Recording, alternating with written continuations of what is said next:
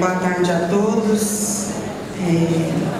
Queria cumprimentar todos os conselheiros, o secretário Sábio, nessa primeira reunião presidindo esse conselho, cumprimentar também os membros do Comitê de Bacia Hidrográfica que estão aqui presentes, vários aqui conosco, que é absolutamente importante, apesar de ter alguns representados no conselho, é importante essa participação também, ainda mais num tema tão importante que nós estamos discutindo hoje.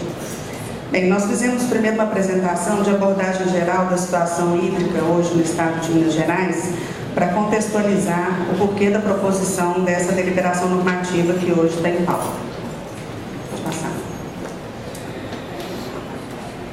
Bem, aqui é uma contextualização breve, A ONU lançou no ano passado um estudo muito interessante que chama Gerenciamento de Recursos Hídricos em um cenário de incerto, de risco incerto, em função até da questão das mudanças climáticas, que tem sido muito discutido, e isso traz para esse sistema um grande desafio de repensar seu modelo de gestão. Esse aqui é um estudo, na verdade, a fonte da ANA, esses dados, mas aqui foi a capa de um estudo que a Folha publicou ano passado sobre a situação dos recursos hídricos no Brasil. Por favor. Aqui alguns dados também que é importante a gente ter na cabeça. 40% dos habitantes do planeta não têm acesso ao serviço de saneamento, água potável especificamente. Cerca de 6 mil crianças morrem diariamente devido a doenças ligadas à água. Nós estamos falando de escassez hídrica, mas a questão da água é muito mais ampla do que simplesmente a falta dela. Por favor. Algumas manchetes do ano passado, por favor.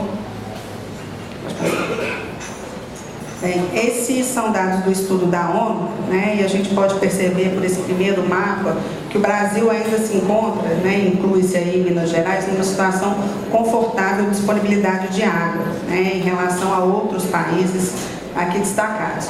Qual que é a informação que traz? A quantidade de água per capita disponível em cada um desses países, por favor. Aqui também, o valor anual, por favor. Pode passar.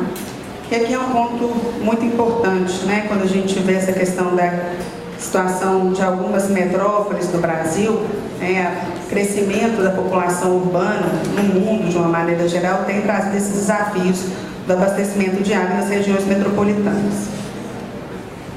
Pode ir? Esse dado é importante que os azuis estão muito parecidos, mas o primeiro, logo aqui embaixo, é uso doméstico. Ele representa um uso pequeno em relação ao uso total demandado pelos diversos setores. Em seguida vem o industrial e esse azul mais escuro é a necessidade do setor de agricultura em relação ao uso da água. Bem, as contribuições globais em relação ao uso da água, pegada hídrica, a gente vê quais são os principais países consumidores de água no mundo e dentre esses outros, dos 58%, 3% está o uso no Brasil. Por favor. Essa é a disponibilidade hídrica superficial no estado de Minas Gerais. A gente vê uma distribuição realmente desigual. É uma região centro-sul, isso em condições normais, o que não é o que nós estamos vivendo hoje, com uma disponibilidade hídrica mais favorável, e uma região norte que vive o que a região centro-sul está vivendo desde o ano passado, com menor disponibilidade hídrica superficial, por favor. Esses são os dados de outorgas concedidas pelo Sistema Estadual de Meio Ambiente e Recursos Hídricos, as outorgas superficiais. Também uma concentração aqui na região metropolitana, em função da dinâmica do crescimento populacional e também da pujança econômica dessa região. E da mesma forma aqui, Triângulo Mineiro, Paracatu, essa região em função da expansão do setor de irrigação. Aqui a disponibilidade hídrica subterrânea, a dinâmica muda um pouco, nós temos menor disponibilidade hídrica aqui nessa região. Apesar de ter uma disponibilidade hídrica razoável, pensando neste parâmetro, litros por segundo por metro na região norte, é uma região absolutamente sensível, por ser uma região cárstica, onde qualquer superexplotação de aquífero aqui pode trazer, inclusive, repercussão de rebaixamento do solo. Pode ir? E aqui as nossas outorgas de água subterrânea, que superam em muito, vocês vão ver em números daqui a pouco, o número de outorgas de água superficial, hoje outorgado no estado de Minas Gerais. Esses são mapas do nosso Plano Estadual de Recursos Hídricos, aprovado em 2010, que demonstra setorialmente onde que está a maior demanda de uso de água. Esse primeiro é a demanda para abastecimento humano. Obviamente, né, as maiores demandas estão nas cidades polo do estado de Minas Gerais, então aqui Belo Horizonte, Valadares, Uberlândia, Montes Claros, ali em cima, onde está mais escura, a maior demanda para abastecimento público. Por favor. Demanda industrial, também, né, alguns polos aí específicos, também lá em Montes Claros, com uma demanda maior, pode passar, por favor.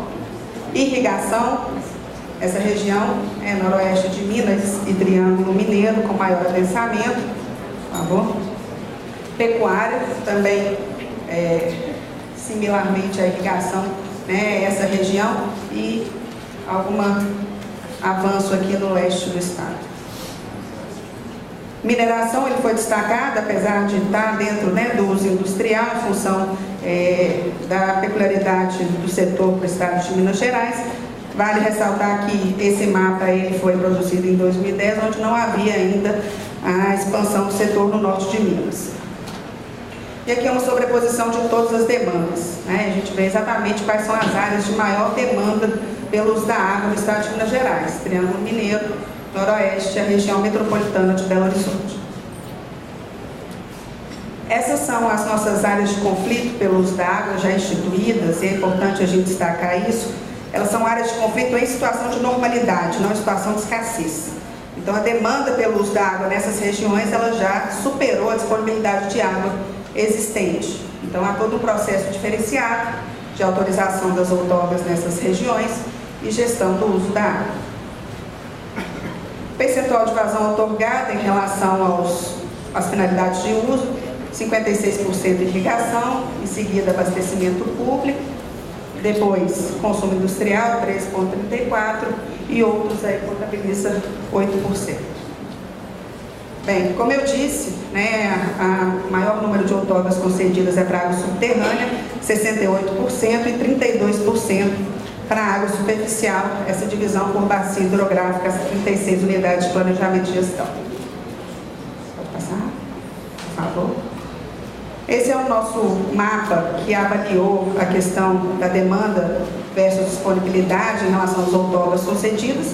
As áreas que estão em vermelho são áreas onde, né, o número de outorgas concedidas já chega ao limite outorgável, né? As áreas em verde entre 0% e 50%, e as áreas em amarelo entre 50% e 100% da vazão outorgável. Esse mapa demonstra a distribuição das finalidades de uso por bacia hidrográfica. A gente vê, né, em função até daqueles mapas do Plano Estadual de Recursos Hídricos, que há uma diferença de utilização nas diversas bacias. Algumas com predominância de irrigação, outras com predominância de abastecimento público, né, e outras com uso industrial.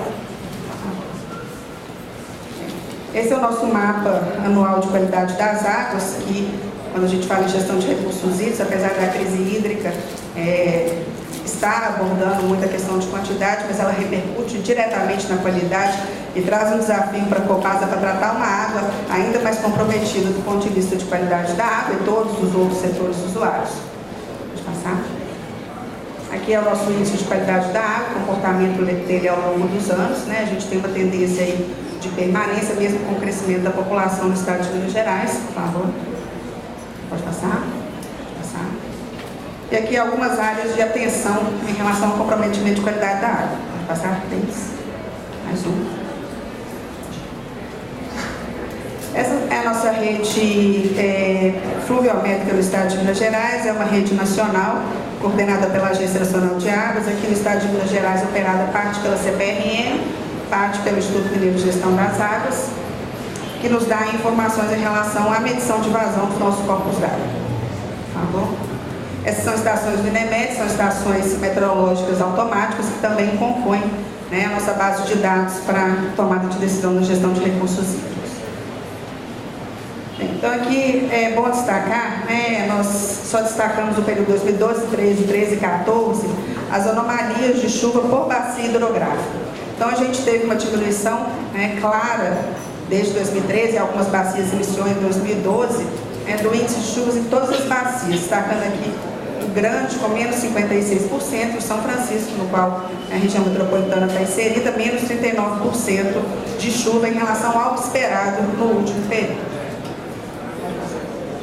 Essas são, então, mostradas no nosso mapa as anomalias de precipitação em relação ao normal esperado, porcentagem, a área vermelha, a área mais crítica, onde nós tivemos menor índice de chuva em relação à média esperada no estado de Minas Gerais. Pode passar? Esse é o que seria esperado no período chuvoso no estado de Minas Gerais, para a gente ter uma base de comparação. Por favor. 2012 e 13 já diminuindo aí um pouco, mas não chegando ainda no vermelho, por favor.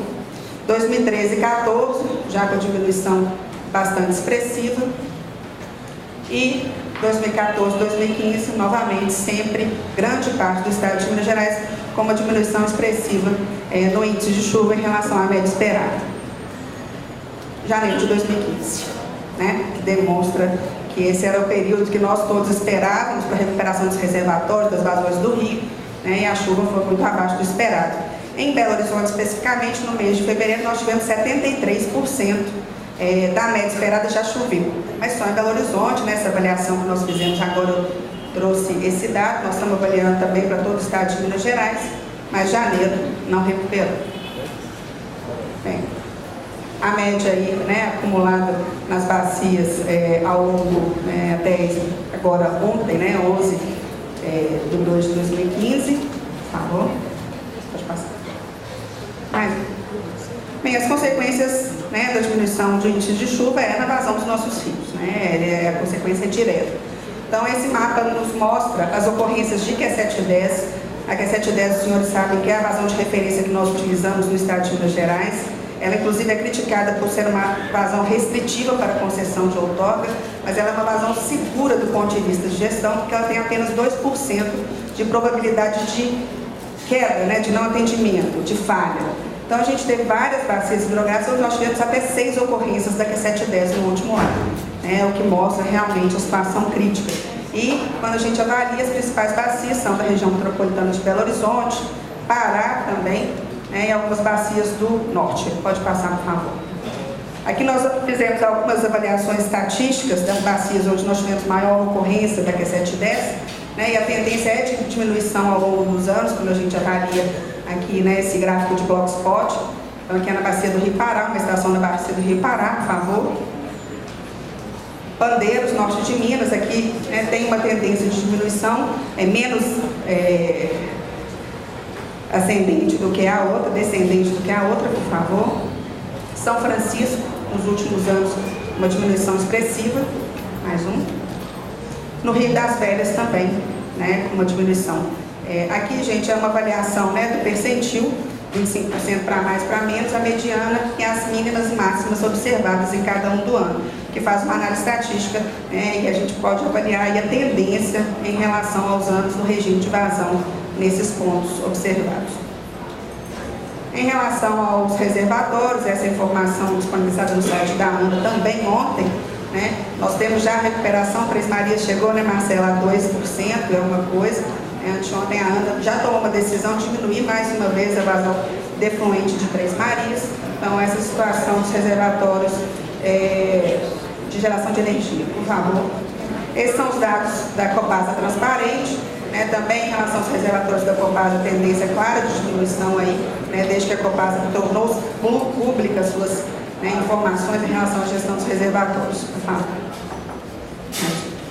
Qual foi o impacto na qualidade das águas? Rapidamente, a gente tem comprometimento da qualidade das águas em todas as bacias, em relação a vários parâmetros, em função da diminuição da vazão dos rios. Esse valor IQA, Índice de Qualidade da Água, por favor, pode passar.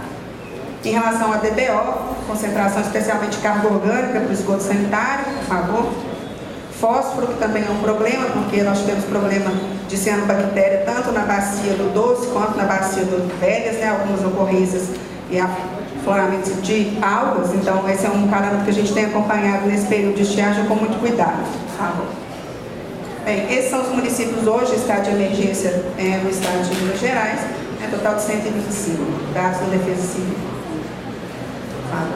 Bem, então, já no ano passado, nós iniciamos algumas ações, né, junto ao governo federal, em função desse problema, que geraram aí situações de restrição de uso em algumas bacias. A bacia do PCJ, que abastece o sistema Cantareira de São Paulo, que entrou em colapso no ano passado, nós estabelecemos, junto com a ANA, um critério de restrição de uso, por favor, que está aí posto. Inclusive, os dados são, a proposta hoje apresentada aqui, ela é próxima a esse estudo técnico que foi feito junto com a ANA, Estado de São Paulo, Estado de Minas Gerais, técnicos dessas agências, por favor.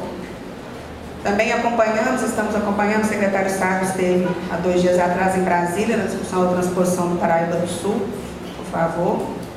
Mais um.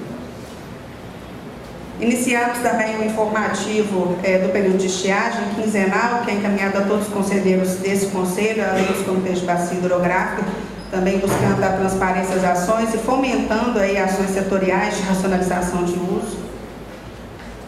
Proposta de linha de ação do FIDRO, o edital está aberto, o edital do FIDRO está aberto e tem ações claras da prevenção e mitigação de cheia e de seca, pode passar por favor. E 2 resoluções que foram editadas também.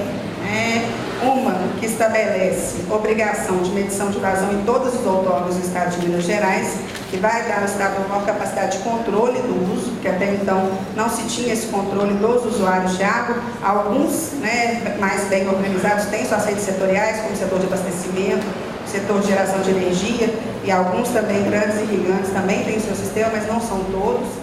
E, além disso, a resolução que estabelece a publicidade dos dados de gestão de reservatório no Estado de Minas Gerais. Pode passar? Essa é a previsão para os nossos próximos meses, fevereiro, março e abril. O que é essa avaliação feita pela equipe de meteorologistas do IGAM, o que é esperado é a precipitação na média climatológica. Não acima, mas pelo menos na média climatológica, nos dá algum fôlego aí nos próximos meses, mas não recupera o que precisa ser recuperado nem nos reservatórios, nem nas vazões dos rios. Bem, e aqui para uma reflexão desse conselho, nós estamos em situação de escassez hídrica, nós temos que tomar medidas emergenciais, como a Copasa já tem tomado desde o início desse ano, e alguns outros setores têm tomado, mas também nós não podemos perder a perspectiva de discussão de ações de futuro, Esses são dados, uso eficiente de água da indústria, uma fonte da FIEM, o que cada um dos setores ligados à indústria, água, serviço, comércio, tem monitoramento de indicadores, tem reuso, programa de redução, conformidade no tratamento ou não possui ação, aqui o percentual, a gente vê que há uma tendência de melhor gestão da água nos processos produtivos, por favor. O Censo Agropecuário de 2003 mostrou que mais de 50% das propriedades com irrigação por aspersão, o sistema foi instalado sem nenhum tipo de apoio técnico.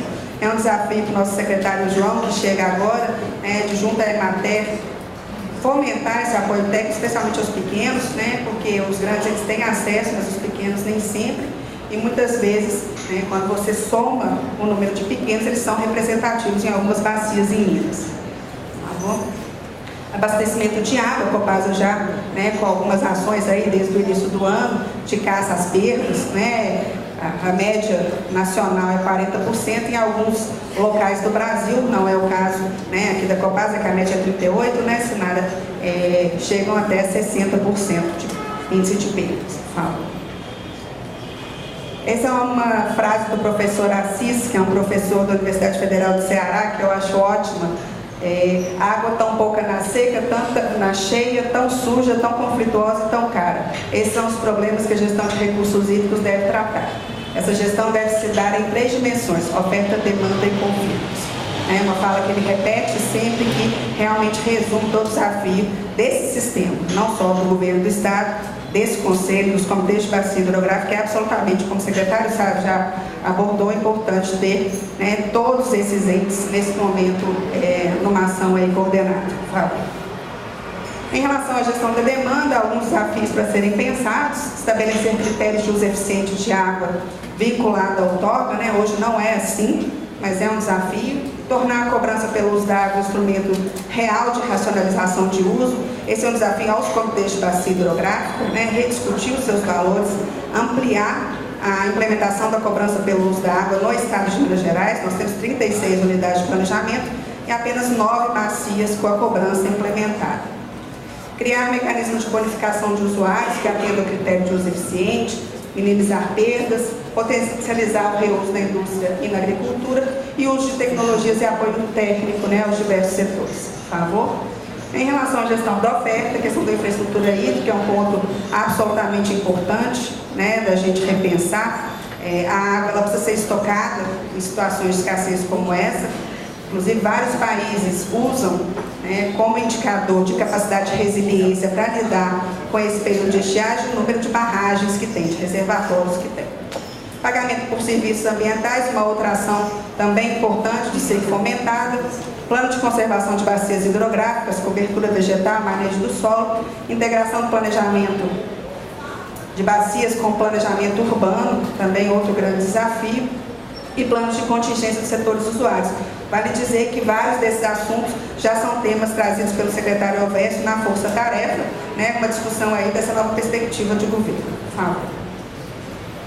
Aqui é só para a gente concluir, né, os benefícios do ciclo da água, porque a gente fica às vezes muito focado, a gente é criticada, né, a Copasa, logo quando assumiu, né, tomou todas as medidas necessárias em relação ao abastecimento público, né, e outros setores também têm tido essa mesma atividade, mas a gente não pode perder de vista, né, que a gestão de recursos em bacias hidrográficas, com desenvolvimento de recursos e cobertura vegetal, é o que vai trazer valor para os usos de água, que vai agregar valor aos usos de água.